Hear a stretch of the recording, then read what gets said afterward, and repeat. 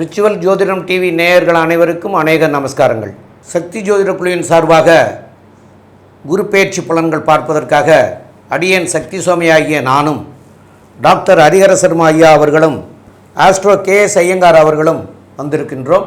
இந்த குரு பெயர்ச்சியானது 11/5/2025 முதல் 26/5/2026 வரை உள்ளது. இப்போ இந்த குரு பெயர்ச்சி பலன்களை கலந்துரையாடலாக நாங்கள் 3 பேருமா பேசுகிறோம். அப்போ இந்த கலந்துரையாடல்லையும் என்னென்னு கேட்டிங்கன்னா, குரு இப்போது ரிஷபத்திலேருந்து மிதுனத்துக்கு போகிறாரு. அப்போ அந்த மிதுனத்தில் இருக்கிறதுனால ஒவ்வொரு ராசிக்காரர்களுக்கும் என்ன பலன்கள் செய்வார்? கன்னியா ராசின்னு பார்த்தடையானால் 9ஆம் இடத்துல இருக்கிற குரு 10ஆம் இடத்துல வரார். என்னப்பா இது, கன்னியா ராசிக்காரர்களுக்கு 10ஆம் இடத்துல குரு வரார் அப்படின்னா 10இல் குரு வந்தால் பதவி பறிப்போம்னு சொல்லுவாளே, அந்த மாதிரி ஏதாவது ஆகிடுமா அப்படின்னா, 10ஆம் இடத்தில் ஒரு பாவியாவது இருக்கணுன்ற அதே ஜோதிட சாஸ்திரம் தான் சொல்கிறது. இதில் பார்த்தோன்னா அதீதமான சுபரான 10ஆம் இடத்தில் குரு பகவானே போயிருக்கிறது ரொம்பவும் விசேஷம். இதில் இன்னும் பார்த்தலையானால் உங்களுக்கு புதிய வேலை மாற்றங்கள் கிடைக்கும். ஏன்னா 6ஆம் இடத்தை, உங்களுடைய 6ஆம் இடத்தை பார்த்து அங்கே சனி ராகு வேறு இருக்கார்.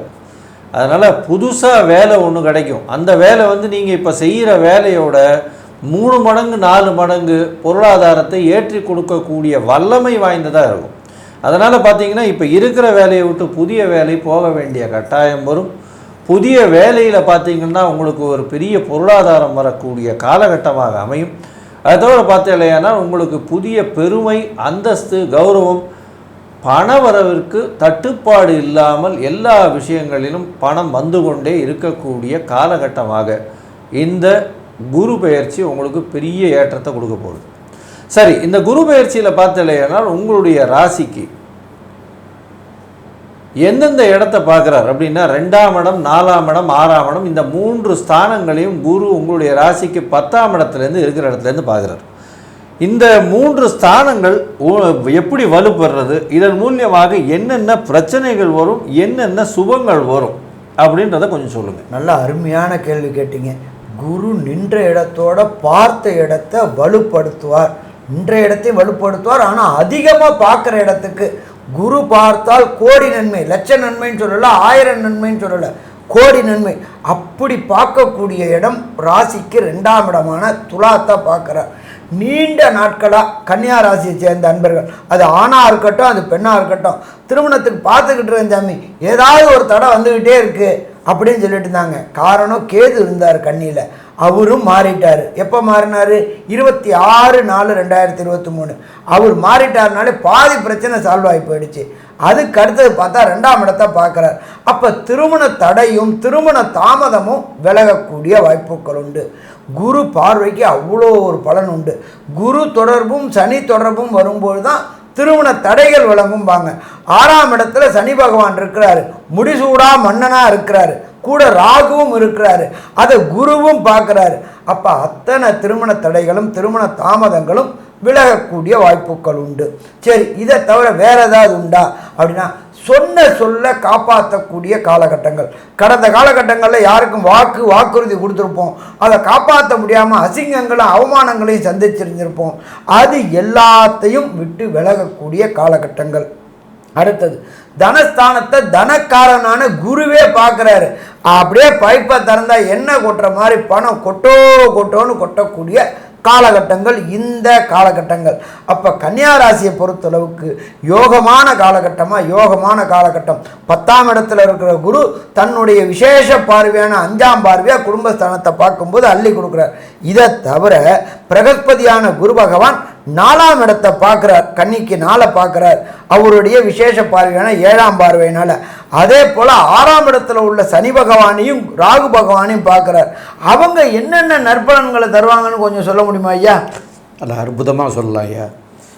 அதாவது உங்களுடைய கேள்வியில் என்னன்னு கேட்டிங்கன்னா, 6ஆம் இடத்துல இருக்கிற சனியும் ராகுவும் என்ன செய்வாங்கங்கிறது தான் உங்களுடைய கேள்வியே. இந்த 6ஆம் இடம்ங்கிறது என்னன்னு கேட்டிங்கன்னாலே ரோகம், ரணம், சத்ருஸ்தானம்னு சொல்கிறோம். அதிலே உத்தியோகத்துக்கு உண்டான ஸ்தானம்னு சொல்கிறோம். அப்போது குரு போய் 10ஆம் இடத்துல இருக்கார் இப்போது இந்த ராசிக்காரர்களுக்கு. அப்போ 6ஆம் இடத்துல இருக்கிற சனியும் ராகுவும் புதிய மாற்றத்தை கொடுக்கக்கூடிய உத்தியோகத்திலேயோ அல்லது தொழிற்ஸ்தானங்கள்லேயோ ஒரு மாற்றத்தை அமைச்சுக்கூடிய வாய்ப்புகளை வந்து மிக அதிகமாக ஆக்கி கொடுப்பார்.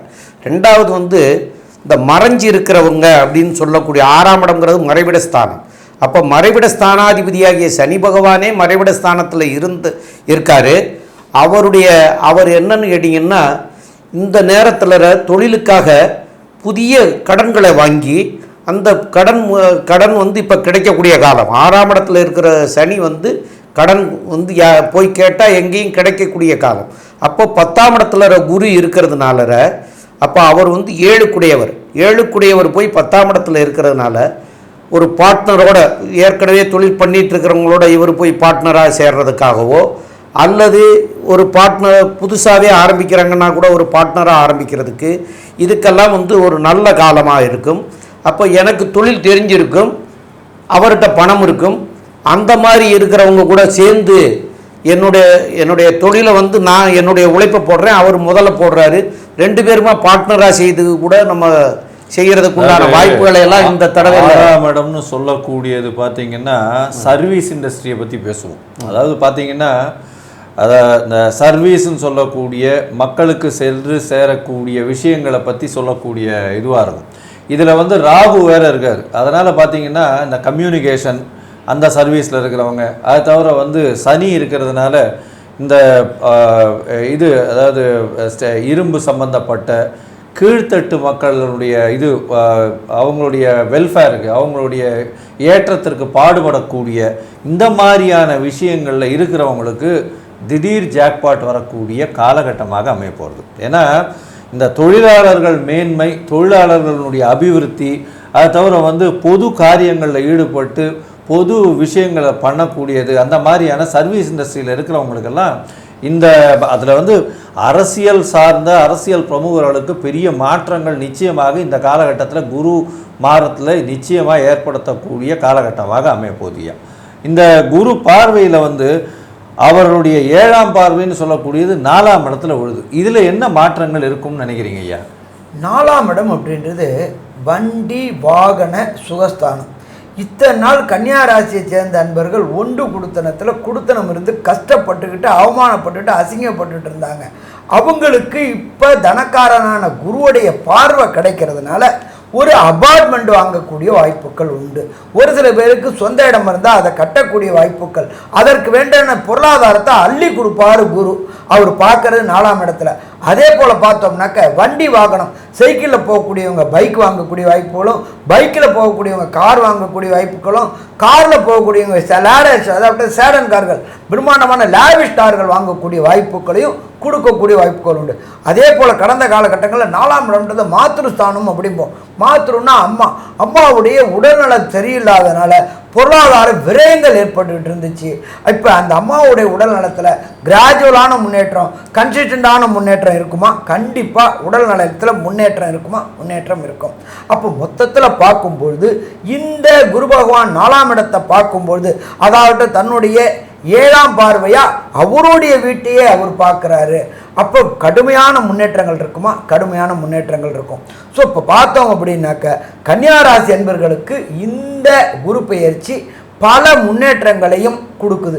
சரி ஐயா, ஒரு சில பேருக்கு தசாநாதனோ புத்திநாதனோ அந்தரநாதனோ சூட்சமநாதனோ சரியில்லை அப்படின்னா அவங்க என்ன தெய்வத்தை எந்த நாளில் எப்படி வணங்கணும் அப்படின்றத கொஞ்சம் சொல்ல முடியுமா? சொல்லலாம் ஐயா. அதாவது செட்டி புண்ணியம் அப்படிங்கிற ஸ்தலத்தில் அயக்ரீவர் இருக்கார். அந்த அயக்ரீவரை போய் வியாழக்கிழமை அன்னைக்கு போய் வழிபட்டுட்டு வரலாம். அதுமாரி வழிபட்டுட்டு வந்தால் மாத்திரம் பத்தாது, தான தர்மங்கள் பண்ணணும். அப்போ இந்த குருவுக்கு உண்டான தான தர்மங்கள் அப்படின்னு சொல்லக்கூடியது வந்து படிக்கிறவங்க இல்லை மடாதிபதிகள் இவங்கள போய் வணங்கிட்டு வரலாம். இந்த படிக்கிற குழந்தைகளுக்கு பாட புஸ்தகங்கள் வாங்கி கொடுக்கலாம், நோட்டு புஸ்தகங்கள் வாங்கி கொடுக்கலாம், பேனா பென்சில் வாங்கி கொடுக்கலாம். அவங்களுக்கு வேணுங்கிற அந்த உடைகள், அதாவது அந்த ஸ்கூல் யூனிஃபார்ம் வாங்கி கொடுக்கலாம். இதெல்லாம் பண்ணினீங்கன்னா உங்களுக்கு இந்த குரு பயிற்சியினாலேயும் அதே சமயத்தில் உங்களுக்கு நடக்கக்கூடிய தசாநாதன் அந்தரநாதன் புத்தநாதன் சூட்சமநாதன் சரியில்லாமல் இருந்தால் கூட இந்த தான தர்மங்கள் உங்களை வந்து சிறப்படைய வைக்கும். அதை பண்ணிட்டு வந்தாலே போதுமானதுயா. சரி, இப்போ கன்னியா ராசிக்கு டோட்டலாக இந்த குரு மாறுறதுனால ஏற்படக்கூடிய நன்மைகள் என்ன, தீமைகள் என்னன்னு சொல்ல முடியுமா? ஐயா, அற்புதமாக சொன்னீங்க. அதாவது முதல்ல இந்த கன்னியா ராசிக்காரர்கள் அப்படின்னு பார்க்கும்பொழுது அவர்களுக்கு மிகப்பெரிய அளவில் நன்மைகள் ஏற்பட போகுது. எதனால் சொல்கிறேன் அப்படின்னா, பொருளாதாரம் நல்ல ஒரு ஏற்றத்தை கொடுக்கும். ஏன்னா குரு பகவானே 2ஆம் இடமான தனஸ்தானத்தை பார்க்குறார். தனக்காரகன் தனஸ்தானத்தை பார்க்குறதுனால பண வரவிற்கு பஞ்சம் இருக்காது. குடும்பத்தில் சந்தோஷம் நிலவும். எப்பொழுதுமே பார்த்தீங்கன்னா குரு 2ஆம் இடத்தை பார்க்குறதுனால குரு சந்தோஷம் குடும்பத்தில் நல்லபடியாக இருக்கும். பேச்சில் நளினம் இருக்கும். பேச்சில் எது எடுத்தாலும் உங்களுடைய பேச்சின் மூலியமாக வெல்லக்கூடிய காலகட்டமாக இருக்கும். புதுசாக வீடு மனை வாங்கக்கூடிய பாக்கியம் நிச்சயமாக உண்டு. அதை தவிர பார்த்தாலேனால் தாயின் உடல்நிலையில் நல்ல ஒரு ஏற்றம் இருக்கும். படிக்கக்கூடிய மாணவர்களுக்கு நல்ல ஒரு மாற்றங்கள் இருக்கக்கூடிய காலகட்டமாக இருக்கும். புதிய வேலை அமையக்கூடிய வாய்ப்பு, வேலையில் மாறுதல்கள் வரும். மாறுதல்கள் ஏற்றமாக இருக்கும். வேலையில் ப்ரமோஷன் கிடைக்கும். அது ஒரு பெரிய ஏற்றத்தை கொடுக்கக்கூடிய காலகட்டமாக இருக்கும். புதிய தொழில் அமையக்கூடிய வாய்ப்புகள் நிச்சயமாக உண்டு. வெளிநாடு வெளியூர் போயிட்டு வரக்கூடிய பாக்கியம் நிச்சயமாக கிடைக்கும். வெளிநாடு போயிட்டு வரக்கூடிய பாக்கியங்கள் இந்த காலகட்டத்தில் நிச்சயமாக இருக்கும். உங்களுடைய ராசிக்கு 6ஆம் இடத்துல ராகுவும் குருவும் இருக்கிறதுனால இவ்வளவு நாளாக பணப்பிரச்சனைகள் கடன் தொல்லைகளால் இருந்தவங்களுக்கெல்லாம் சற்று கடன் தொல்லைகள் கம்மியாகக்கூடிய வாய்ப்புகள் நிச்சயமாக வரும்.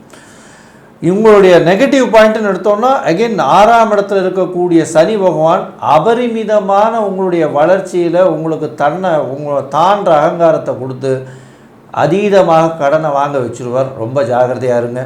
நான் பண்ணுறது எல்லாமே சரின்ற ஒரு மனநிலையை கொடுத்துருவார். அந்த காலகட்டத்தில் கொஞ்சம் பொறுமையாக இருந்து போங்க. ஏன்னா 6ஆம் இடம் வலுப்பெற்று போகிறதுனால ருண ரோக சத்ருஸ்தானம்னு சொல்லக்கூடியதுனால கொஞ்சம் வயது மூத்தவர்களுக்கு உடல்நிலையில் கொஞ்சம் பாதிப்பு ஏற்படக்கூடிய வாய்ப்புகள் உண்டு. ஏன்னா 6ஆம் இடத்துல சனியும் ராகுவும் இருக்கிறதுனால உடல் நலத்தில் பின்னடைவு இருக்கும். அதுவும் இந்த கழிவுப் பொருட்கள், அந்த கழிவு பாதைகளில் பிரச்சனைகள் வரும். எலும்பு சம்பந்தமான பிரச்சனைகள் வரும்.